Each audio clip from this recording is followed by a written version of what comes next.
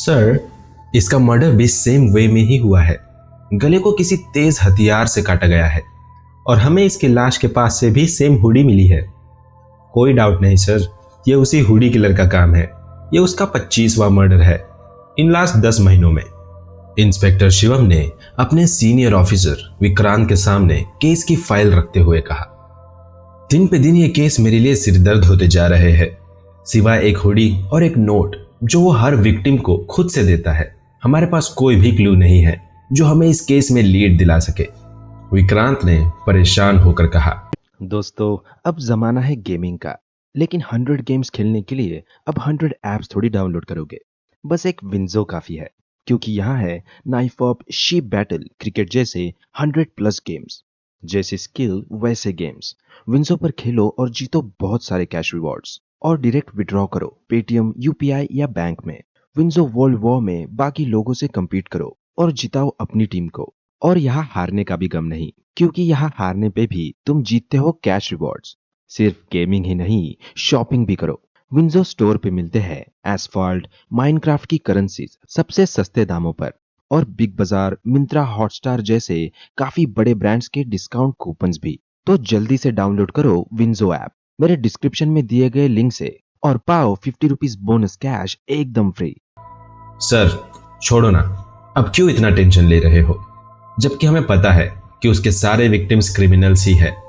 In fact वो तो हम पर फेवर कर रहा है। जब से वो आया है, सिटी में क्राइम्स दिन ब दिन कम होते जा रहे हैं। शिवम ने हंसते हुए कहा, शट अप शिवम, तुम्हें पता भी है तुम क्या बोल रहे हो। भूलो मत कि तुम किससे बात कर रहे हो। वो एक क्रिमिनल है, उसे जस्टिफाई मत करो। और हाँ, एक बात और, मेरे सस्पेक्ट लिस्ट में तुम्हारा नाम भी है। विक्रांत ने गुस्से से शिवम को चिल्लाते हुए कहा। रात काफी हो चुकी थी। ड्यूटी खत्म होते ही विक्रांत अपने घर के लिए निकल गया। वो काफी थक चुका था, अभी उसे बस अच्छी नींद की जरूरत थी। विक्रांत काफी ईमानदार और काबिल ऑफिसर था। 40 साल की उम्र में भी उसमें काफी एनर्जी थी। उसके अब तक की सर्विस टाइम में उसने सारे केसेस टाइम से सॉल्व किए थे। उसकी कोई फैमिली भी नहीं थी और ना ही उसने आज तक शादी की, क्योंकि उसे अपनी लाइफ में कोई भी वीकनेस नहीं चाहिए। पर अभी उसका सिर्फ एक ही एम है, उस हुडी किलर को पकड़ना। वो घर की ओर जा रहा था, पर उसके दिमाग में बस वो हुडी किलर ही था। हाँ, शिवम ने जो भी कहा वो सच तो है। उसके हर विक्टिम्स क्रिमिनल ही होते हैं, जैसे कि उसने सोसाइटी से सारी गंदगी साफ करने का ठेका ले रखा है। विक्रांत मन ही मन खुद से बात कर रहा था। आखिरी 10 महीने में जब भी किसी ने कोई क्राइम किया है, चाहे वो गलती से ही क्यों ना हो, उन्हें एक नोट मिला है जिसपे बस 7 दिनों में खून से लिखा होता है। और जिस दिन उन्हें वो नोट मिलता है, उस दिन से उनका काउंटडाउन शुरू हो जाता है। जैसे कि उस नोट में लिखा होता है, उनका 7 दिनों में मर्डर हो जाता है। कुछ विक्टिम्स को प्रोटेक्शन भी दी गई, पर उसके बावजूद मर्डर्स होते रहे, जो कि अब एक मिस्ट्री सी बन गई है। विक्रांत को लगता है कि डिपार्टमेंट से ही कोई है जो कि उस किलर की हेल्प कर रहा है, पर उसके पास कोई लीड नहीं है। विक्रांत अपने ख्यालों में इतना गुम हो गया कि उसे रियलाइज ही नहीं हुआ कि वो काफी हाई स्पीड से जा रहा है। रास्ता पूरा खाली पड़ा था कि तभी उसने देखा कि एक बूढ़ी औरत रोड क्रॉस कर रही है, पर जब तक वो ब्रेक लगाता काफी लेट हो चुका था। उसकी गाड़ी उस बूढ़ी औरत से जा टकराई। गाड़ी रोककर विक्रांत ने अपनी सांस और धड़कन को कंट्रोल किया और थोड़ी देर बाद उस औरत को चेक करने गाड़ी से उतरा। जो उसने देखा वो देख उसकी आंखें फटी की फटी रह गई। वो बूढ़ी औरत रोड पे खून से लथपथ गिरी पड़ी थी। विक्रांत का दिल जोरों से धड़कने लगा। वो भागता हुआ उस औरत के पास आया और उसकी पल्स चेक की, पर जिस बात का डर था वही हुआ। वो औरत मर चुकी थी। विक्रांत को कुछ समझ नहीं आ रहा था कि अब वो क्या करे।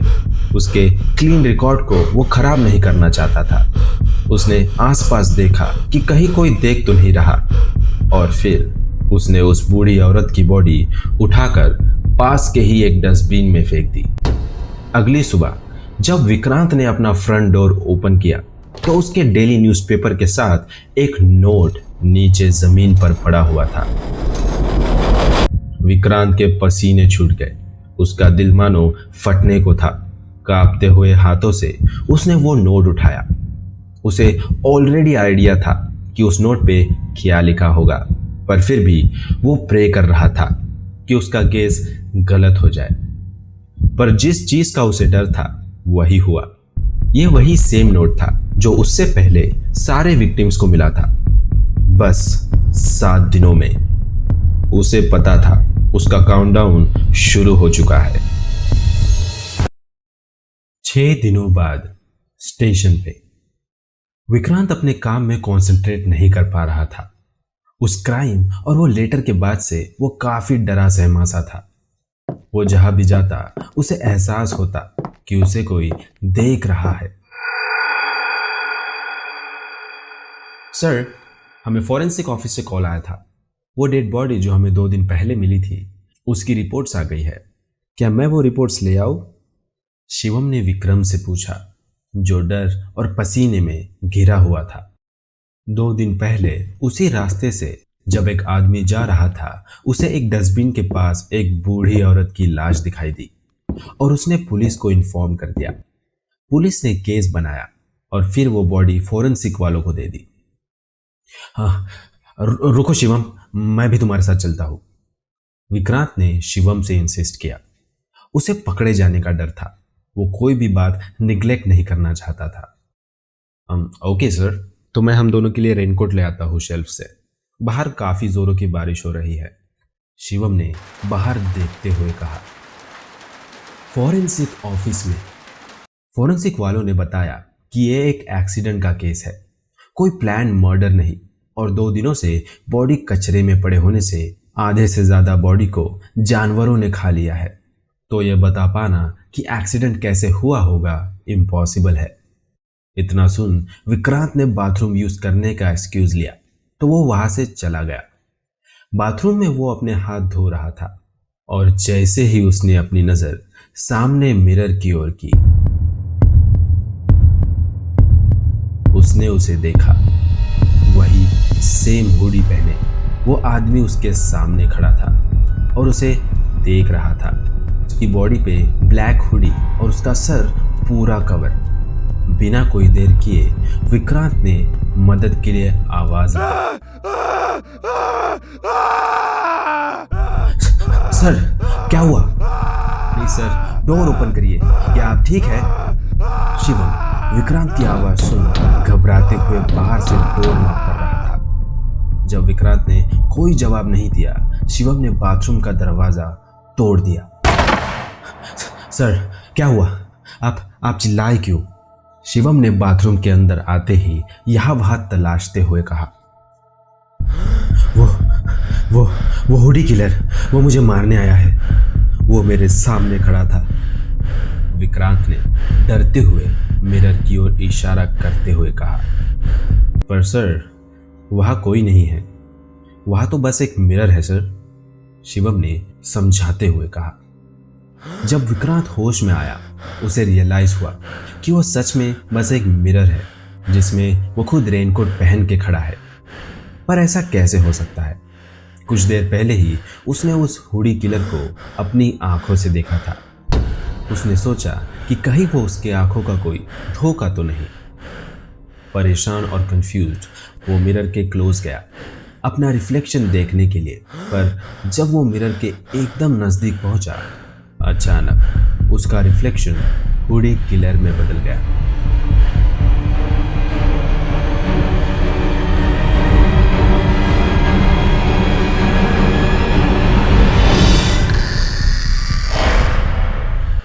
उस किलर का फेस एग्जैक्टली उसी की तरह था। वो ही था, वो हुडी किलर वो ही है। अब तक जिस हुडी किलर को वो बाहर ढूंढ रहा था वो कोई और नहीं, वो खुद है। विक्रांत को जैसे ये रियलाइज हुआ वो चौंक गया और नीचे गिर गया। सर, आप ठीक तो है? शिवम ने कंफ्यूज होकर पूछा। उसे कुछ समझ नहीं आ रहा था कि क्या हो रहा है। हाँ हाँ हाँ मैं ठीक हूं, विक्रांत ने धीमी आवाज में कहा और वहां से उठकर बाहर चला गया। शिवम को कुछ आइडिया नहीं था कि यहाँ क्या हुआ है और बस यहाँ वहां देखता रह गया। अगले दिन पुलिस स्टेशन में लैंडलाइन पे एक कॉल आया। जब शिवम ने कॉल आंसर किया, वो कुछ सुन के एकदम से शॉक हो गया और बस एक ही शब्द कह पाया, क्या? विक्रांत के घर के सामने भीड़ लगी हुई थी। हटो हटो, पीछे हटो सब, कांस्टेबल ने भीड़ को हटाते हुए कहा। जब शिवम ने विक्रांत के घर में जाने से पहले ऑर्डर दिया। लिविंग रूम के बीच में विक्रांत खून से लथपथ था। उसके गले पे वही कट का निशान जैसे बाकी मर्डर्स हुए थे। बस सिर्फ एक डिफरेंस था, इस बार वो ब्लैक हुडी उसके साइड में नहीं, उसने हुडी पहन रखी थी और उसके हाथ में एक चाकू था। विक्रांत को डिसोशिएटिव आइडेंटिटी डिसऑर्डर था। सरल भाषा में कहे तो मल्टीपल पर्सनालिटी डिसऑर्डर, जिसके कारण उसके बॉडी में एक से ज्यादा पर्सनालिटीज थी। उसकी एक पर्सनालिटी एक ईमानदार पुलिस ऑफिसर की थी, तो दूसरी एक सीरियल किलर की जो हर क्राइम करने वालों को अपने तरीके से सजा देता था। और जब उसकी पहली ईमानदार पुलिस ऑफिसर की पर्सनालिटी ने क्राइम किया, तो उसकी दूसरी सीरियल किलर की पर्सनालिटी ने उसे सजा दे दी।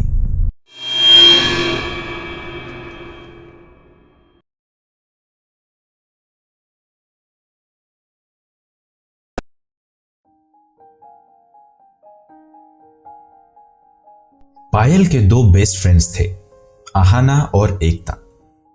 पायल अपने डैड के साथ वीकेंड पे एक वैकेशन के लिए जा रही थी, तो उसने अपने बेस्ट फ्रेंड्स को भी इनवाइट किया। पायल की फैमिली के पास एक कैबिन था जो उन्होंने एक छोटे से गांव में जंगल के पास लिया था। शुक्रवार की शाम को वो लोग कैबिन पहुंचे। वो लेक देख रहे हो तुम लोग? वहां पहुंचते ही पायल ने अपने फ्रेंड से पूछा।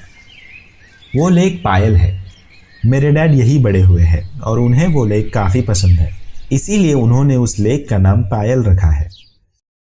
उस रात डिनर करने के बाद वो तीनों एक साथ बैठे और सोचने लगे कि अब क्या किया जाए। किसी को कोई डरावनी कहानी पता है क्या? आहाना ने पूछा। मुझे एक पता है, एकता ने कहा, और ये एक सच्ची कहानी है। ये मेरे दोस्त की दोस्त के साथ हुआ इंसिडेंट है। एक रात वो दो छोटे बच्चों की बेबी सिटिंग कर रही थी। जब बच्चे सो गए तो वो अकेले अंधेरे में बैठ के टीवी देख रही थी कि तभी फोन की घंटी बजती है।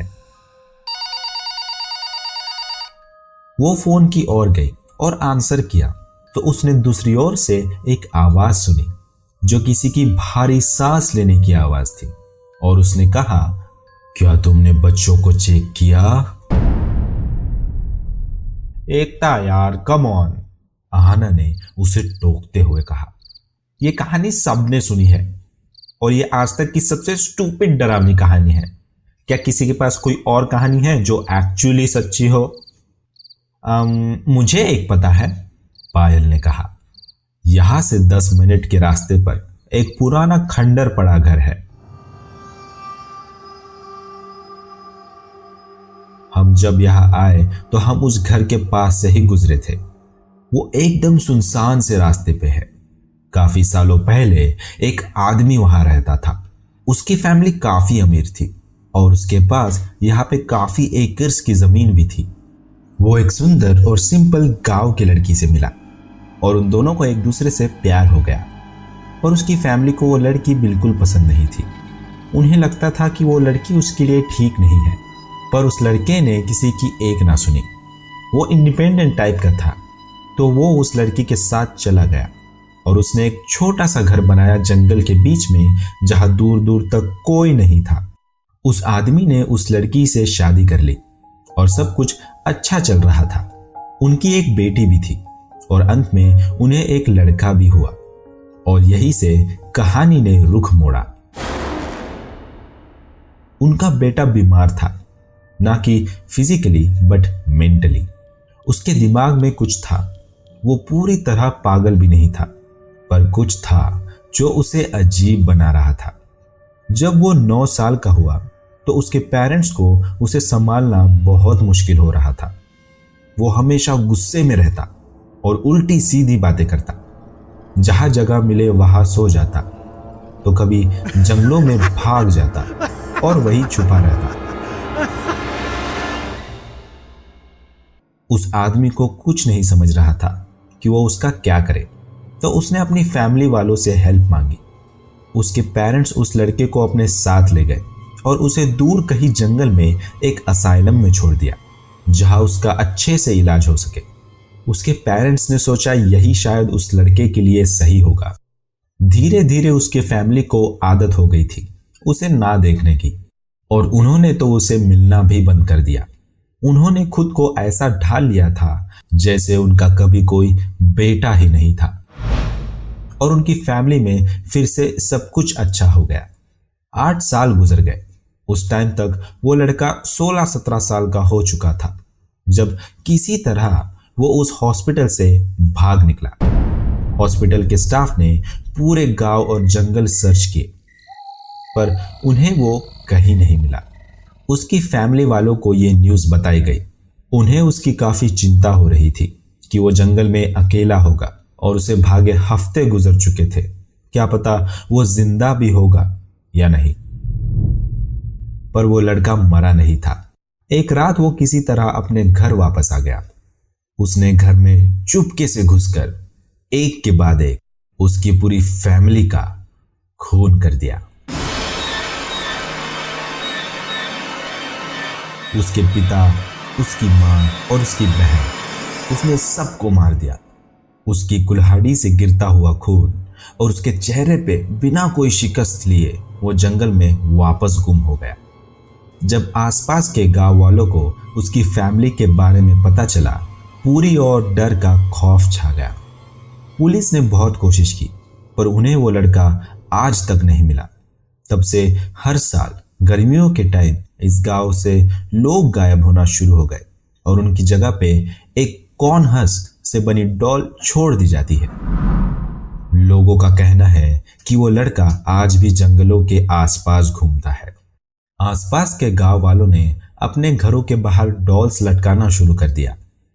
उनका मानना है कि अगर वो लड़का वो डॉल देख लेता है तो वो उनका घर छोड़ देता है और चला जाता है।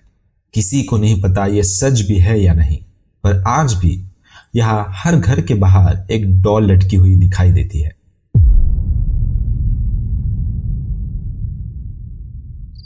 यार, ये तो डरावनी कहानी थी, आहाना ने डरते हुए कहा।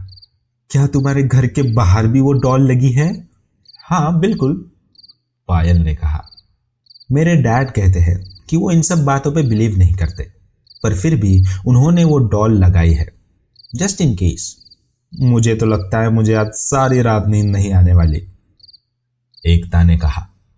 और जिस घर में उस लड़की की फैमिली का मर्डर हुआ था, वो घर आज भी हॉन्टेड है। और अगर वहां कोई रात को जाता है तो उसे उस रात जो भी कुछ हुआ वो दिखाई देता है।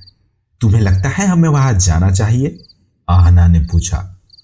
हाँ, क्यों नहीं, पायल ने कहा। पर कल सुबह दिन के उजाले में रात में रिस्क लेने का कोई फायदा नहीं है। उस रात वो तीनों लड़कियां एक ही रूम में एक दूसरे के करीब सोए। वो तीनों काफी डर चुकी थी कि रात को उनको कोई खिड़की पे ना दिख जाए।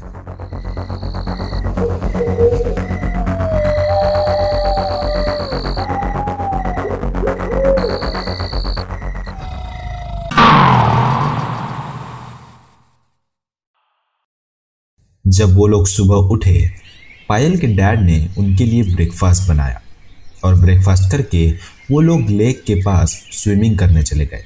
जब दोपहर हुई, उन्होंने डिसाइड किया कि वो लोग उस पुराने हॉन्टेड घर में जाएंगे। जब वो लोग वहां पहुंचे, उन्हें एक अजीब सी फीलिंग हुई, जैसे उस घर में उनके अलावा कोई और भी है। और ये फीलिंग उन्हें डराने के लिए काफी थी। वो उस पुराने घर में यहाँ वहां घूम रहे थे। कुछ देर बाद पायल को फ्लोर पे एक आधी गड़ी हुई बुक दिखाई दी। उसने वो बुक निकाली और उसमें लगी धूल साफ कर दी। तीनों लड़कियों ने वो बुक ओपन की और उसके पेजेस पलटने लगे। ये शायद किसी की डायरी है, पायल ने कहा। शायद ये उसी की डायरी है, एकता ने धीमी आवाज में कहा। किसकी? आहना ने पूछा। उस लड़के की, एकता ने कहा। वही लड़का जिसने अपनी फैमिली का खून कर दिया। पायल ने डायरी के पन्नों पे जो लिखा था वो पढ़ना शुरू किया और बाकी दोनों उसे सुनने लगे। यहाँ कवर पे किसी को डेडिकेट किया हुआ है, उसने कहा, जिसमें लिखा है, मेरी फैमिली जिससे मैं बहुत प्यार करता हूँ और वो हमेशा मेरे साथ रहेगी। सितंबर 5, 1987। अकेला होना काफी मुश्किल होते जा रहा है। उन्हें बस मुझसे बात करनी चाहिए थी, पर उन्होंने नहीं की। मुझे आज भी रातों को उनकी आवाज सुनाई देती है। मैं उनकी चीखें सुन पाता हूं। यह काफी अंधेरा और ठंड है। मुझे प्यार चाहिए, पर वो मुझसे प्यार नहीं करते। दवाइयां अब खत्म हो चुकी है। मैं अब आजाद हूं, उन सबसे आजाद हूं। अगर वो मुझसे प्यार नहीं कर सकते तो उन्हें जाना होगा। एक गहरी नींद में उन सबको जाना होगा। मुझे उनकी आवाज सुनाई देती है। अक्टूबर 3, 1995। मुझे जंगल छोड़े 1 साल से ज्यादा हो चुका है और मैं पास के ही एक छोटे से गांव में आ चुका हूं। यहां कोई मुझे नहीं पहचानता। किसी को नहीं पता कि मैं कौन हूं। मैं अक्सर लोगों को मेरी कहानी बताते हुए सुनता हूं। मुझे अंदर ही अंदर हंसी आती है। वो सब मुझसे डरते हैं। मैं आज भी कभी कभी जंगल में जाता हूं। अपने पुराने घर में रात गुजारता हूं। मॉम डैड मुझसे आज भी बात करते हैं। वो कहते हैं कि उन्हें मुझ पर नाज है। नवंबर 2, 1998। लाइफ काफी अच्छे से कट रही है। मुझे एक जॉब भी मिल गई है। मैंने एक घर भी खरीद लिया है। मुझे एक लड़की पसंद है। वो काफी शांत और सुंदर है। कभी कभी मैं उसे भी जंगल ले जाता हूं। उसे अच्छा लगता है। मैंने अपनी मॉम डैड को उसे दिखाया। उन्हें वो काफी पसंद आई। जुलाई 1, 2002। आज काफी खुशी का दिन है। हमें एक बच्ची हुई। मैं बहुत खुश हूं। मॉम और डैड ग्रैंड पेरेंट्स बन गए। मेरी वाइफ की तबीयत कुछ ठीक नहीं है। उसके लिए ये सब काफी मुश्किल था। शायद वो नहीं बचेगी। शायद वो भी गहरी नींद में सो जाएगी। मैं बहुत खुश हूं अब। अगस्त 13, 2010। मुझे अपने बच्ची पे बहुत नाज है। वो बिल्कुल मेरी तरह है, बस वो मुझसे ज्यादा स्मार्ट है। उसे कोई परेशानी नहीं है। उसे कोई आवाज सुनाई नहीं देती। वो स्कूल जाती है और उसके काफी सारे फ्रेंड्स भी हैं। मेरी तरह नहीं। कभी कभी मैं उसे जंगल में ले जाता हूं। I love her so much. मैंने उस लेक का नाम उसी के नाम पे रखा है, पायल।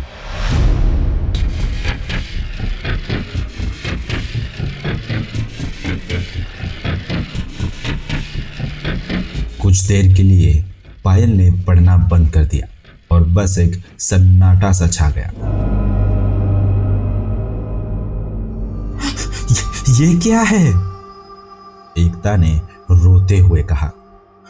पायल, क्या ये कोई जोक है? आहना ने नर्वसली पूछा। देखो, ये बिल्कुल भी फनी नहीं है, ठीक है? ये सच नहीं हो सकता, पायल ने धीमी आवाज में कहा। यह कैसे हो सकता है? कि तभी उन्होंने उनके पीछे से एक आवाज सुनी और जब वो पीछे पलटे उन्होंने देखा कि पायल के डैड उनके सामने खड़े थे। उनकी आंखों में गुस्सा और चेहरे पे एक दर्द था और उनके हाथों में एक कुल्हाड़ी थी।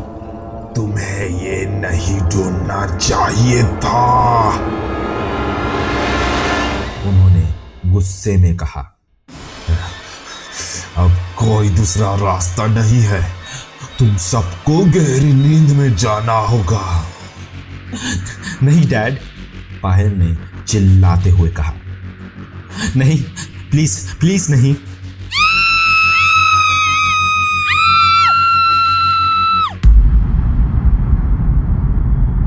जब पायल के डैड ने उन्हें मार दिया, उन्होंने उनके बॉडी के पार्ट्स एक प्लास्टिक बैग में डाला और उन्हें जंगल के बीच ले गए, इतने अंदर कि जहां उन्हें कोई कभी भी नहीं ढूंढ पाएगा। अब वो हमेशा साथ रहेंगे।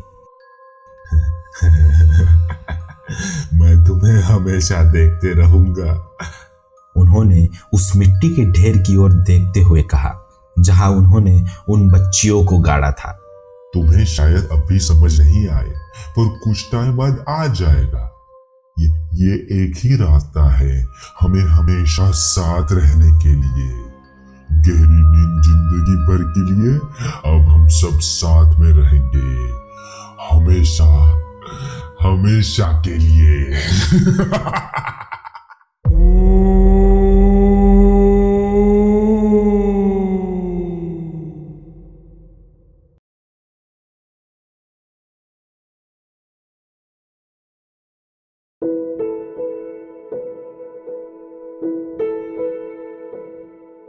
आरती सिम्पसन सामने पड़ी लाश की ओर देख रही थी, जो एक सफेद कपड़े से ढकी हुई थी।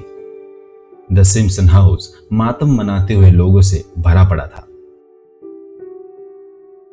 और एक तरफ वो बस उस लाश को घूरे जा रही थी, बिना कोई इमोशंस के। उसके चेहरे पर मानो कोई दर्द या दुख ही नहीं झलक रहा था। उसने अपने पेरेंट्स की ओर देखा, जो उसके पीछे ही खड़े रो रहे थे। अगर उन्होंने उसकी बात सुनी होती तो शायद आज ये सब नहीं होता। उसने कितना समझाया कि वो आदमी उसकी बहन के लिए ठीक नहीं है, पर उसकी बात किसी ने नहीं सुनी। वो आंख बंद करके उस पर ट्रस्ट कर रहे थे और आज भी कर रहे हैं। उसने घर के एंट्रेंस की ओर देखा, जहां वो खड़ा था,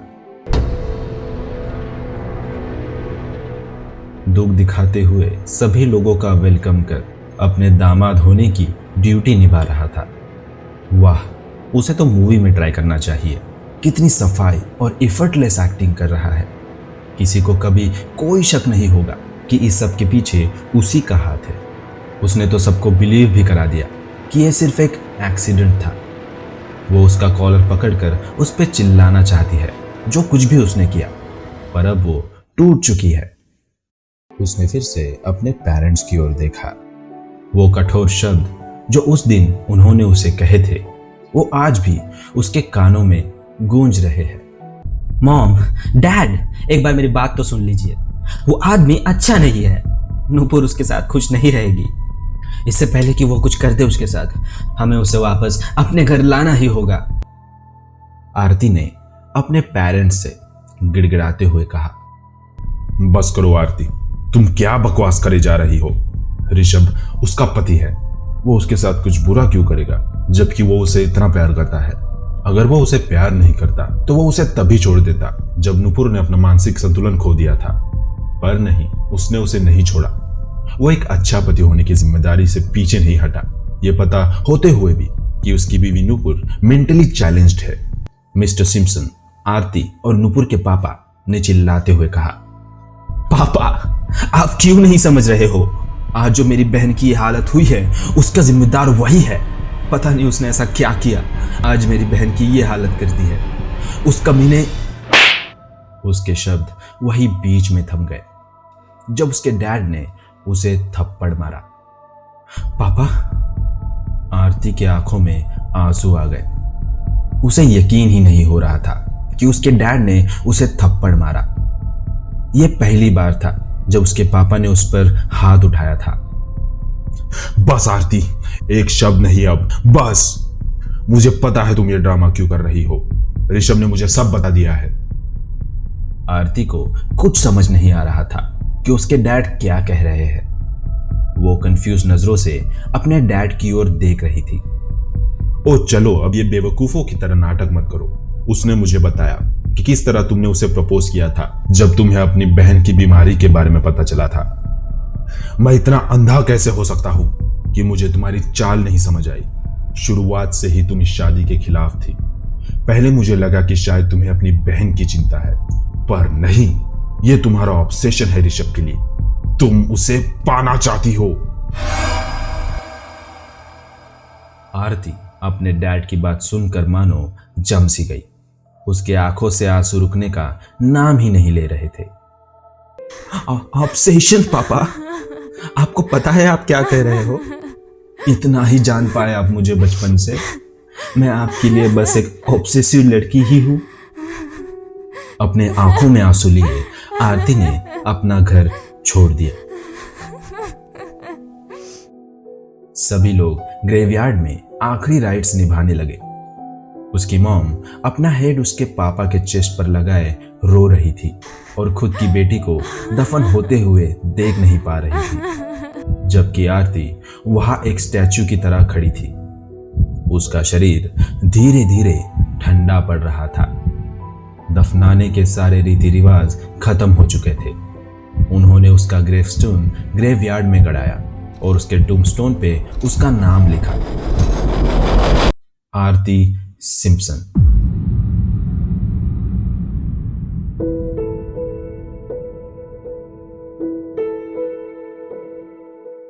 वो अपने ग्रेवस्टोन की ओर देखकर रोना चाहती थी, पर उसके आंसू सूख चुके थे। उसका खून जम चुका था। उसने कितनी कोशिश की सबको समझाने की, ऋषभ का राज खोलने की, पर अब वो सब खत्म हो गया।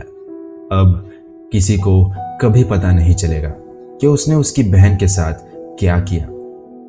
उसके शरीर के साथ उसके सारे राज कब्र में दफन हो गए। जब उसने उसकी ओर देखा, उसके चेहरे पे एक छुपी हुई मुस्कुराहट नजर आ रही थी, जो सिर्फ आरती ही नोटिस कर रही थी।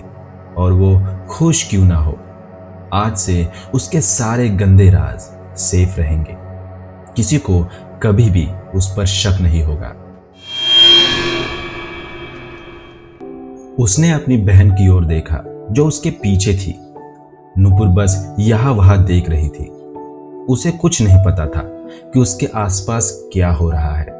उसकी एक लौती बहन जिसके लिए उसने इतना कुछ किया, वो इस हालत में भी नहीं है कि उसे पता चले कि वो अब मर चुकी है। आरती धीरे धीरे नुपुर की ओर गई। नुपुर, मुझे पता है कि तुम मुझे सुन सकती हो, पर फिर भी मैं तुम्हें यह बताना चाहती हूँ, मुझसे जो कुछ भी हो सकता था वो मैंने किया। मैं तुम्हारे लिए लड़ी, पर आखिर में मैं तुम्हें नहीं बचा पाई। एक बात हमेशा याद रखना, चाहे जो कुछ भी हो जाए, मैं जहां भी रहूं, मैं तुमसे हमेशा प्यार करती रहूंगी। इतना कहते ही वो हवा में गायब होने लगी।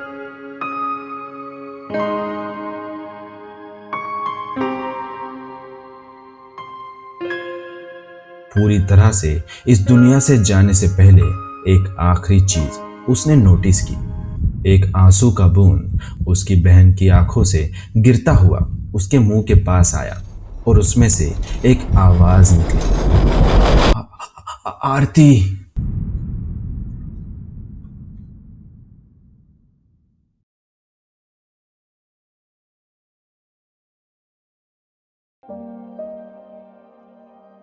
बस अंधेरा ही अब उसके साथ था। जब से उसे आखिरी स्ट्रोक आया था, तब से वो बेड रेस्ट पे ही है। उसके राइट साइड की बॉडी पार्शियली पैरालाइज्ड हो गई थी और उसी के चलते वो बिना सपोर्ट के ना तो चल पाती थी और ना ही खुद से खड़ी हो पाती थी। उसके शब्द भी उसके शरीर में ही दब के रह जाते थे। हर एक दिन उसका किसी नरक से कम नहीं था, जैसे आज ही किसी ने उसके बारे में सोचा तक नहीं, किसी ने उसे खाना तक नहीं दिया। उसकी नर्स आज नहीं आई। वो ही है जो उसे खाना और उसकी दवाई टाइम से देती है, पर ऐसा कुछ नहीं है कि उसके नर्स को उसकी चिंता है या वो उसे पसंद हो। वो बस इसीलिए ख्याल रख रही है क्योंकि उसे उस काम के पैसे मिल रहे हैं। उसका बेटा शायद फिर से उसके लिए खाना भेजना भूल गया होगा, क्योंकि वो काफी बिजी रहता है। ये सोच वो आंखों में आंसू लिए मुस्कुरा रही थी। वो कंप्लेंट नहीं कर रही है। उसे पता है उसका बेटा डॉक्टर है, तो वो काफी बिजी रहता है और उसके लिए उसके पास अब टाइम नहीं है। वो अब किसी बात के लिए कभी कंप्लेंट नहीं करती है। वो अपने बेटे को बेहद प्यार करती है, इसलिए बस मन ही मन सब कुछ सहती है। पर वो अपने आंसुओं को कैसे छुपाए? वो उसका दर्द बयां कर रहे हैं। उसे पता है कि वो इस बीमारी की हकदार नहीं है। एक विधवा ही अपने बच्चे को अकेले बड़ा करने का दर्द समझ सकती है। वो चाहे भूखी रहे, और उसने उसके बेटे के लिए खाना और उसकी पढ़ाई के लिए पैसे हमेशा जुटाए हैं। पर अब उसे एहसास हो रहा है कि शायद वो उसके बेटे को एक अच्छा इंसान बनाने में फेल हो गई। शायद इसी गलती के चलते भगवान उसे आज भी भूखा रख रहा है, और दूसरी ओर उसका बेटा राजाओं की तरह खाना खा रहा है। उसे घर के बाहर बारिश और तेज कड़कड़ाती बिजलियों की आवाज सुनाई दे रही है। उसे काफी समय हो गया है उन्हें देखे। वो खिड़की की ओर देखने की कोशिश कर रही है, पर उसे बस अंधेरा ही दिखाई दे रहा है। उसने खिड़की की ओर अपना शरीर पलटाना चाहा, पर पता नहीं क्यों आज उसे उसका बेड भी छोटा लग रहा है। कहीं वो बेड से गिर गई तो? कल सुबह तक वो वही जमीन पे पड़ी रहेगी जब तक नर्स घर पे ना आ जाए। तभी उसने सुना। उसने हिलना बंद कर दिया और ध्यान से सुनने लगी। ऐसा लग रहा है कि वो आवाज घर के बाहर से आ रही है। उसने सुना कि कोई धीमी आवाज में बात कर रहा है। इस वक्त कोई उसके घर के बाहर क्या कर रहा होगा, इतनी तेज बारिश और तूफान में? तब उसने सुना कि उसकी दीवारों पे कोई कुछ मार रहा है। वो आवाज ऐसी थी जैसे कोई दीवारों पे छेद कर रहा हो। क्या वो जो कोई भी है मेरे घर में जबरदस्ती घुस रहे हैं? उसे पता है कि उसका बेटा काफी अमीर और जाना माना आदमी है। उसके हॉस्पिटल के अंदर चल रहे उसके काले कारोबार के चलते उसके पास बहुत ब्लैक मनी है, और उससे क्या फर्क पड़ता है? वो कैसा भी है तो उसका बेटा ही। उसे उसके बेटे को बताना होगा। उसने अपना कमजोर हाथ बेल की ओर बढ़ाया, जो कि आमतौर पर उसके आसपास ही हुआ करती है, जिससे वो नर्स को बुलाया करती थी। पर उसे वो आज मिल नहीं रही है। वो जोर जोर से आवाज लगाना चाहती है, चीखना चाहती है, पर उसके स्ट्रोक के चलते उसके मुंह से ना के बराबर आवाज निकल पाती है। पर किसी तरह उसे उसके बेटे को इन्फॉर्म करना ही होगा। उसे फर्क नहीं पड़ता कि वो लोग उसे मार भी डाले, जब तक उसका बेटा सेफ है वो खुश है। बस वो यही चीज अपनी जिंदगी भर चाहती आई है। वो अपने बेड से उठने की कोशिश कर रही है, पर वो जितना भी कोशिश करे बार बार बेड पे गिर जा रही है। उसने फिर से कोशिश की, पर वो नहीं उठ सकी। उसका शरीर जैसे उस बेड से चिपक सा गया हो। पर वो रुकने वाली नहीं। उसके बेटे के लिए उसका प्यार भी उसे सबसे ज्यादा मायने रखता है। वो खोदने की आवाज धीरे धीरे पास आ रही थी। उसे कैसे भी उसके बेटे को बताना होगा, इससे पहले कि उसके साथ कुछ बुरा हो जाए। वो भगवान से दुआ कर रही थी कि उसे एक आखिरी बार ताकत दे दे। उसने अपनी सारी ताकत लगा दी उस बेड से उठने के लिए। डॉक्टर साइमन एक झटके से अपने बेड से उठा। ये कैसी आवाज थी? क्या घर में कोई और भी है? हर तरफ बस अंधेरा ही था। बीच बीच में बिजली की आवाज के साथ एक रोशनी घर में आ रही थी, और फिर पूरे घर में अंधेरा हो जा रहा था। शायद तेज बारिश के चलते घर की बिजली जा चुकी थी। वो अपने बेड से उठा, अपने हाथ में अपनी रिवॉल्वर ली, जो कि वो अपने पीलो के नीचे रख के सोया करता था। उसने धीरे से अपने रूम का दरवाजा खोला और बाहर देखने लगा। पूरा घर ठीक था, सारा सामान अपने जगह पे था। वो धीरे धीरे सीढ़ियों की ओर आया और नीचे देखा, पर उसे कोई दिखाई नहीं दिया। वो संभलते हुए सीढ़ियों से नीचे उतरा और अपने आसपास की चीजें देखने लगा कि कोई सामान गायब या नीचे गिरा हुआ तो नहीं है, पर इतने अंधेरे में उसे ज्यादा कुछ दिखाई नहीं दे रहा था। सब कुछ ठीक था।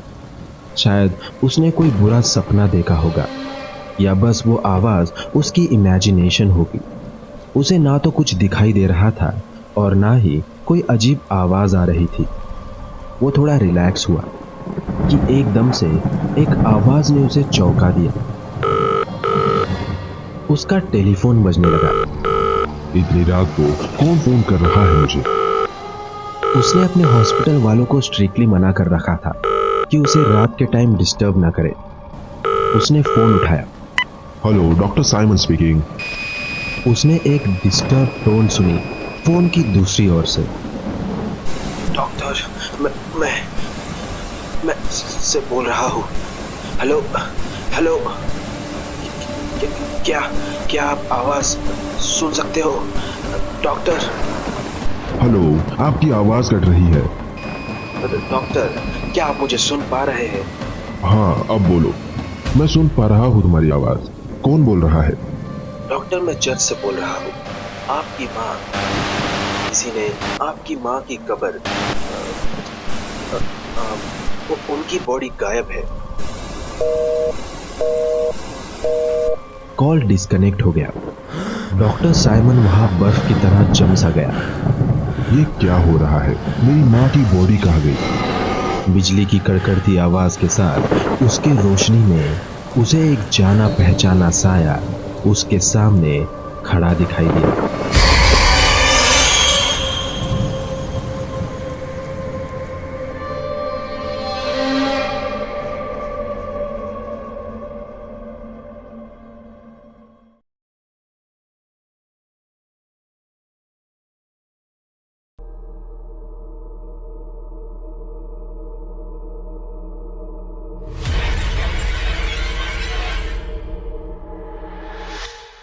जब मैंने स्कूल छोड़ा, मुझे काफी परेशानी हुई जॉब की तलाश में। कोई भी ऐसी लड़की को काम पर नहीं रखना चाहता था जिसके पास कोई क्वालिफिकेशन ना हो। मैं इंटरनेट पे, न्यूज़पेपर में एडवर्टाइज कर करके थक चुकी थी क्योंकि मुझे कोई रिप्लाईज नहीं आते थे। एक दिन मैंने एक ऐड देखा। वो जॉब कुछ खास नहीं था, पर मुझे पैसों की सख्त जरूरत थी। ऐड में लिखा था कि वो लोग एक लिव इन बेबी सीटर को ढूंढ रहे हैं जो 3 बच्चों की देखभाल कर सके। उन्होंने मेंशन किया था कि क्वालिफिकेशन नेसेसरी नहीं है, बस उन्हें एक यंग, रिस्पॉन्सिबल और प्रिटी लड़की चाहिए। मैंने ऐड में दिए गए नंबर पे कॉल किया और आगे से एक औरत ने कॉल आंसर किया। उस औरत की आवाज काफी स्वीट और फ्रेंडली थी। जब मैंने उन्हें बताया कि मैं बेबी सिटिंग की जॉब करना चाहती हूँ, तब उन्होंने मुझे तुरंत ही वो जॉब दे दी, इवन मुझसे बिना मिले। पर उन्होंने कहा कि मुझे जल्द से जल्द स्टार्ट करना होगा। मैं काफी खुश थी। अगले दिन मैं उस घर पर उस फैमिली से मिलने निकल गई। जैसे ही मैं उनके घर पहुंची, मैंने देखा उनका घर काफी बड़ा और ब्यूटीफुल था, बाहर से भी और अंदर से भी। घर देख के ही लग रहा था कि वो फैमिली काफी अमीर है। वो औरत और उनके हस्बैंड मुझसे मिलने आए। उनके चेहरे पे एक बड़ी स्माइल थी और उन्होंने अपने बच्चों से मुझे इंट्रोड्यूस कराया। उनके 2 लड़के और एक लड़की थी। सेबेस्टियन 6 साल का था, डेमियन 5 साल का और लेंका 4 साल की थी। वो बच्चे काफी शांत और फ्रेंडली लग रहे थे। वो अच्छे से बात करते और कभी आपस में लड़ाई नहीं करते थे और ना ही कोई गंदगी। वो बस सारा दिन खेलते और बुक्स पढ़ते थे। उनके पेरेंट्स ने शाम को बताया कि वो लोग डिनर के लिए बाहर जा रहे हैं और वो लोग रात को लेट से घर आएंगे। उन्होंने मुझे बताया कि बच्चों ने ऑलरेडी खाना खा लिया है, सो मुझे बस उन्हें सुलाना है। बच्चों की मां ने मुझे एक फोन नंबर दिया और कहा कि अगर कोई इमरजेंसी हुई तो इस नंबर पे कॉल करना। उनके पिता ने मुझे कहा कि अपना ही घर समझो और अगर भूख लगे तो फ्रिज से कुछ ले सकती हो या कुछ बना भी सकती हो। जब उनके पेरेंट्स चले गए तो वो बच्चे चुपचाप सोफे पे बैठकर टीवी देखने लगे। वो काफी शांत थे। मैं भी कुछ देर टीवी देख रही थी और फिर मुझे थोड़ी भूख लगने लगी तो मैं उठी और किचन में जाकर कुछ स्नैक्स ढूंढने लगी। जब मैं फ्रिज में कुछ खाने के लिए ढूंढ रही थी तो मुझे 2 बड़े जार्स दिखाई दिए जो कि पीछे रखे हुए थे। दोनों जार्स प्लेन ब्राउन पेपर से रैप किए हुए थे और ऊपर से एक रबर बैंड लगाकर सील्ड। मैं सोच रही थी ऐसा क्या हो सकता है उन जार्स में। मेरी क्यूरियोसिटी ने मुझे जानने पर मजबूर कर दिया और मैंने उनमें से एक जार बाहर निकाला और ब्राउन रैपर निकालकर देखने लगी। उस जार के अंदर लंबे लंबे मीट के स्लाइसेस फ्लोट कर रहे थे और पूरा जार रेड कलर के जूस से भरा पड़ा था। मुझे कुछ समझ नहीं आ रहा था कि वो किस टाइप का मीट है, पर वो पॉर्क या बीफ तो बिल्कुल नहीं लग रहा था। मैंने जहां से वो जार निकाला था वहां उसे वापस रख ही रही थी कि मैंने मेरे पीछे से एक आवाज सुनी और वो सुन मैं चौंक गई और मेरा सिर ऊपर की शेल्फ पे जोर से लगा। जब मैं पीछे पलटी तो देखा कि सेबेस्टियन डोरवे पे खड़ा मुझे घूर रहा था। वो वापस रखो, उसने कहा। वो तुम्हारे लिए नहीं है। उसकी आंखों में वो लुक और उसकी आवाज सुनकर मैं काफी घबरा गई थी। सॉरी, मैंने धीमी आवाज में कहा। मैं तो बस कुछ खाने के लिए ढूंढ रही थी। सेबेस्टियन ने कोई रिप्लाई नहीं दिया। वो बस वहां खड़ा था और मुझे घूरे जा रहा था। मैंने वो जार वापस फ्रिज में रखकर फ्रिज का डोर बंद कर दिया। सेबेस्टियन पीछे पलटा और वापस लिविंग रूम में चला गया। अब मेरी भूख मर चुकी थी तो मैंने भी बच्चों को ज्वाइन किया और लिविंग रूम में उनके साथ बैठकर कार्टून देखने लगी। मैं कोशिश कर रही थी कि जो कुछ भी हुआ उसके बारे में ज्यादा ना सोचूं। तभी कार्टून खत्म हो गया और टीवी पे एक न्यूज आने लगी। वो एक टीनेज लड़की के बारे में बता रहे थे जो कुछ दिनों से मिसिंग थी। पुलिस को उसका डिकम्पोजिंग हेड डंपस्टर में मिला। उनका कहना था कि उन्हें कोई आइडिया नहीं है कि उसकी बाकी बॉडी का क्या हुआ। मैं वो न्यूज सुनकर काफी डर गई और मुझे लगा कि ऐसी न्यूज सुनकर बच्चे भी डिस्टर्ब हो जाएंगे, तो मैंने चैनल चेंज कर दिया और उन्हें सोने के लिए कहा। बच्चों ने बिल्कुल कंप्लेन नहीं की। वो सोफे पर से उठे और सीधा अपने बेडरूम की ओर चले गए। मैंने उन्हें बेड पर सुलाकर उन्हें गुड नाइट कहा और लाइट्स बंद करके नीचे आ गई। नीचे आने के बाद मुझे काफी बोर हो रहा था और मेरे पास करने के लिए भी कुछ नहीं था, तो मैंने सोचा कि कोई मूवी देख लेनी चाहिए। मैं फैमिली के डीवीडी कलेक्शंस में कोई मूवी ढूंढने लगी, पर वहां बस कार्टून्स और डिज्नी की मूवीज थी और मैं अब कार्टून्स देखने की मूड में तो बिल्कुल नहीं थी। बॉटम शेल्फ पर मैंने एक पुराना VHS टेप देखा।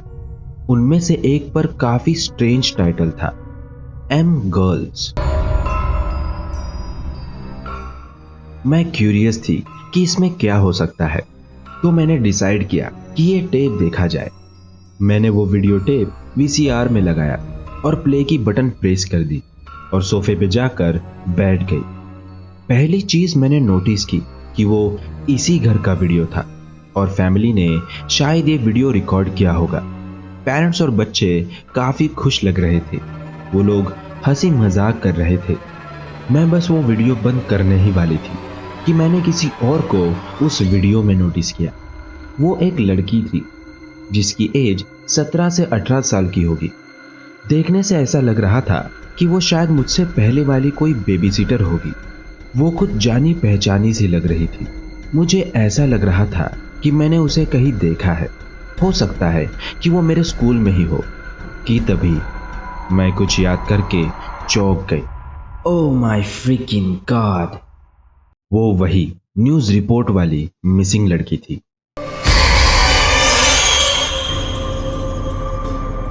मैंने जल्दी से वो टेप बाहर निकाला और उसे केस में रख दिया। मुझे फ्रिज में रखे जार्स का ख्याल आया। मुझे देखना होगा कि उस जार्स में क्या है। मैं भागते हुए किचन में आई और फ्रिज ओपन किया। शायद मैं ओवर रिएक्ट कर रही हूँ, ये बात मेरे दिमाग में घूम रही थी। मैंने हाथ बढ़ाया और एक जार फ्रिज से बाहर निकाला। मैंने उस पर रैप किया हुआ ब्राउन पेपर फाड़ा और जार को अच्छे से देखने लगी। मुझे उसमें मीट के टुकड़े दिखाई दे रहे थे और कुछ फैट उस रेड लिक्विड पे फ्लोट कर रहा था। कुछ मीट के ऊपर स्किन दिखाई दे रही थी, या मैं कहूँ ह्यूमन स्किन।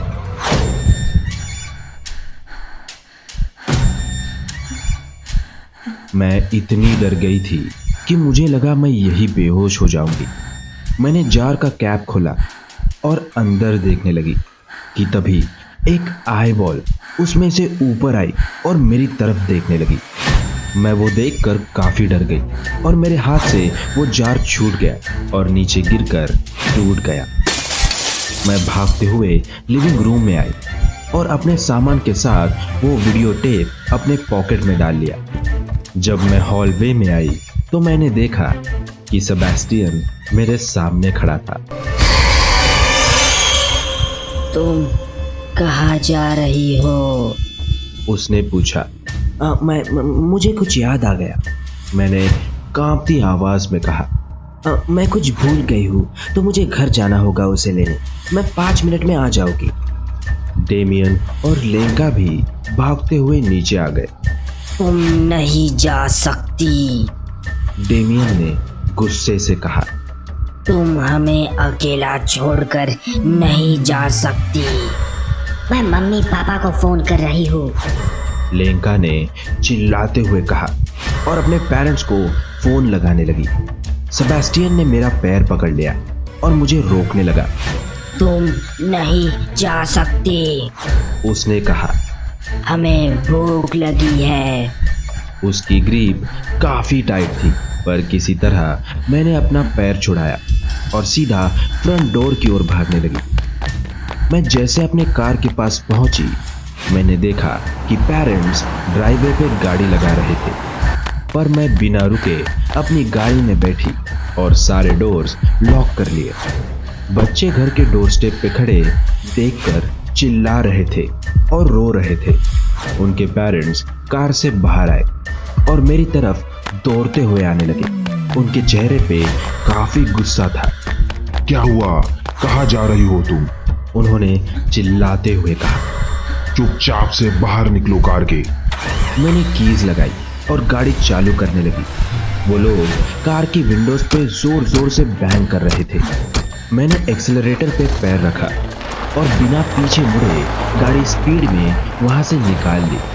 मैं तब तक नहीं रुकी जब तक पुलिस स्टेशन नहीं पहुंच गई। मैंने पुलिस ऑफिसर्स को सब कुछ बताया जो मुझे पता था और उन्हें वो वीडियो टेप दे दिया जो कि एविडेंस था। पुलिस ने तुरंत ही 2 पेट्रोल कार्स डिस्पैच की और जब तक वो लोग उस घर पे पहुंचे, वो पेरेंट्स और उनके बच्चे वहां से जा चुके थे। वो बिना कोई सामान लिए बस अपनी कार में बैठकर वहां से चले गए। पुलिस ने पूरी घर की तलाशी ली और उन्हें फ्रिज में वो जार मिला। उन्हें घर के बेसमेंट में इंसानों का मांस और हड्डियां भी मिली। उन्होंने कुछ टेस्ट किए और कंफर्म किया कि उस जार में जो मांस और आईबॉल मिला वो उसी मिसिंग लड़की का है। पुलिस को आज तक वो पेरेंट्स और उनके बच्चे नहीं मिले। वो आज भी कहीं आजाद घूम रहे हैं, शायद किसी दूसरे नाम के साथ, और शायद आज भी वो लोग नए नए विक्टिम्स की तलाश कर रहे हैं।